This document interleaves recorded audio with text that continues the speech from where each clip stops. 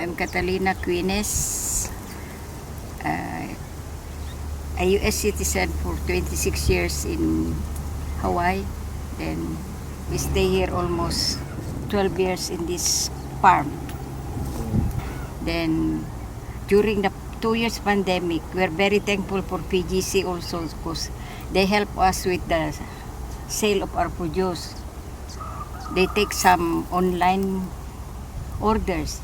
Then personally they come and pick up our product here in the farm. This is our room. It's almost power ready. Then we had some problems with the bird destroying the fruits of our strawberries. I'm so thankful that we're still here for another 3 years.